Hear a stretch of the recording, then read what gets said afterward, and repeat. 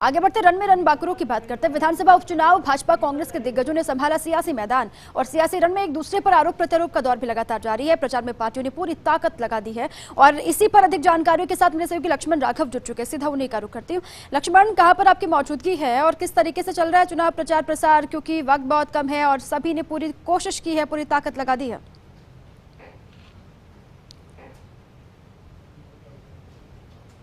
देखिए दीपा, बिल्कुल दरअसल कांग्रेस ने एक तरह से अपनी रणनीति में थोड़ा और परिवर्तन किया है। कांग्रेस के मंत्री जो हैं मोहल्लों में दिखाई देने लगे हैं, नुक्कड़ सभाएं कर रहे हैं। देखिए इस वक्त कैमरामैन रामनिवास आपको दिखाएंगे कि बेहद एक अनौपचारिक से माहौल में यहाँ के लोगों से मिल रहे हैं। 36-37 नंबर वार्ड से यहाँ पर जो है खानू खान है, टीकाराम जूली हैं, श्रम मंत्री हैं, भजन लाल जाटव हैं, गृह राज्य मंत्री हैं, नसीम अख्तर इंसाफ हैं, प्रभारी हैं, डूंगर राम गेदर हैं और जियाउर रहमान आरिफ हैं जो पीसीसी सचिव है। तो हम देखिए बात सबसे पहले शुरू करते हैं भजन लाल जाटव से, चूंकि वो गृह राज्य मंत्री भी हैं और देखिए कहीं ना कहीं सरकार यदि सबसे ज्यादा निशाने पर है तो इसी बात को लेकर है कि एफआईआर बढ़ गई हैं, अत्याचार बढ़ा है।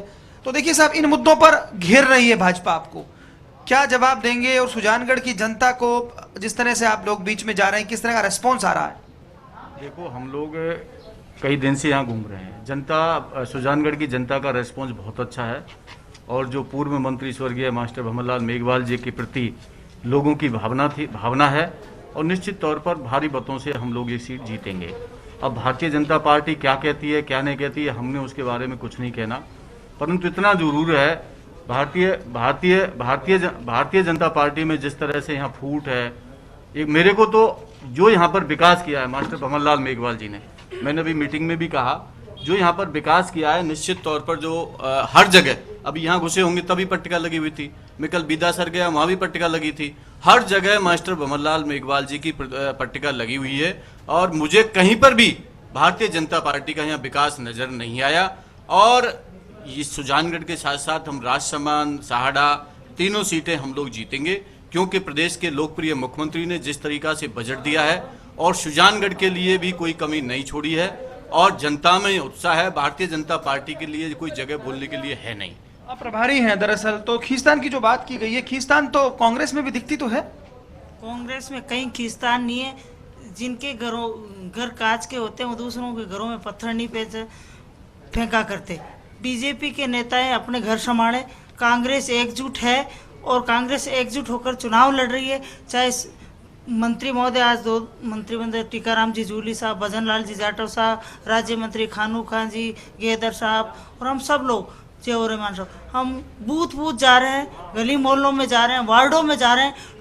सुजानगढ़ की जनता ने मन बना चुकी है कि मनोज मेघवाल को आने वाले 17 तारीख को एमएलए बनाएगी, मनोज मेघवाल को बनाएंगे। लेकिन देखिए एक बात है, ये बात ठीक है, कांग्रेस यहाँ पर माइलेज में दिख रही है अगर ग्राउंड रिपोर्टिंग की बात करें हम, लेकिन फिर भी हम देखते हैं सोशल मीडिया पर जब ट्रोल बहुत हो रहा है कांग्रेस को लेकर, यहाँ के आपकी जहाँ सरकार को लेकर, सचिन पायलट की बात आती है तो भी चीजें बहुत अलग से जाती हैं। तो आप मंत्री भी हैं, विधायक भी रहे हैं पहले भी, तो क्या लगता है ऐसा क्यों हो रहा है?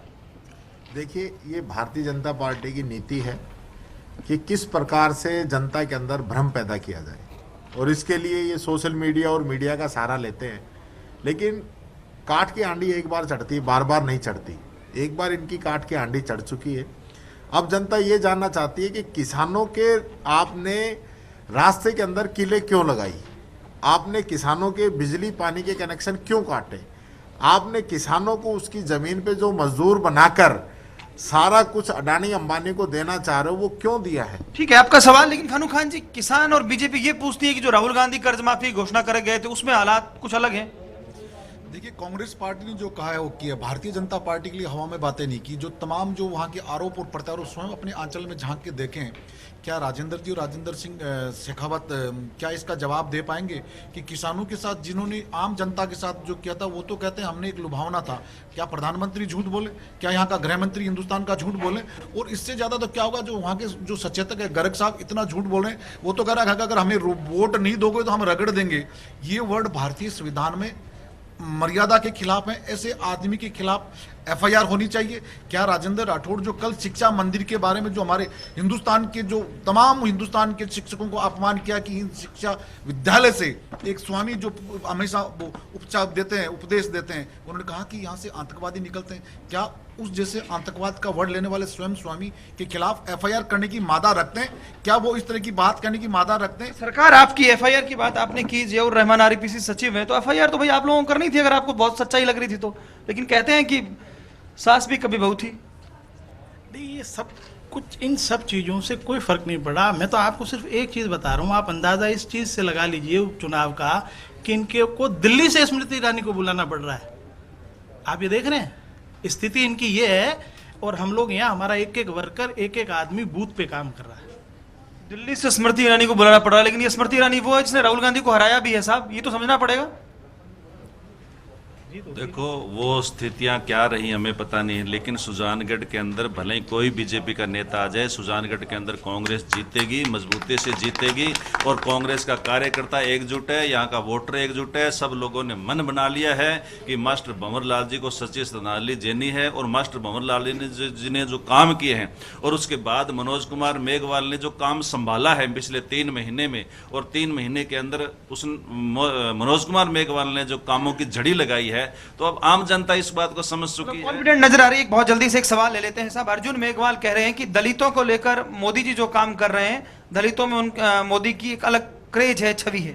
हाँ बिल्कुल, अर्जुन मेघवाल जी बिल्कुल सही कर रहे हैं। दलितों के लिए वो बहुत अच्छा काम कर रहे हैं। तो निश्चित तौर पर अर्जुन मेघवाल जी दलित बस्तियों में जाएं और पूछें दलितों के लिए क्या काम कर रहे हैं। हाँ, बहुत अच्छा काम कर रहे हैं। कहीं ना कहीं आरक्षण को खत्म करने का काम तो अर्जुन मेघवाल जी करा रहे हैं। अर्जुन मेघवाल जी करा रहे हैं। और एक मैं कहूँगा, अभी स्मृति ईरानी के लिए आपने कहा कि जो केंद्रीय मंत्री हुआ रहे हैं, अब एक चीज़ बताइए, यहाँ पे गजेंद्र सिंह शेखावत लगे हुए हैं, अर्जुन मेघवाल जी केंद्रीय मंत्री हैं, और यहाँ के प्रदेश अध्यक्ष सतीश पूनिया जी लगे हुए हैं, आपके और भी नेता जो राजेंद्र राठौड़ जी वो लगे हैं। 8 तो मुख्यमंत्री हैं यहाँ पर।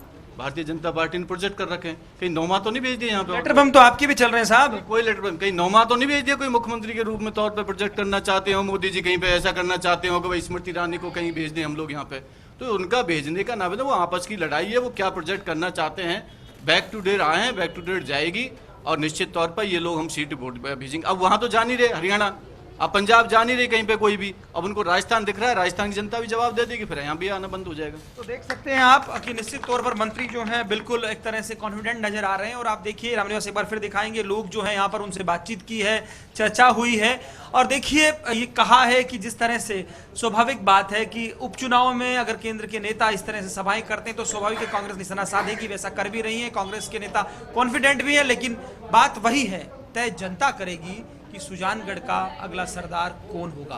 कैमरा पर्सन रामनिवास गुजर के साथ Laxman Raghav, first India news, Sujangarh, Churu.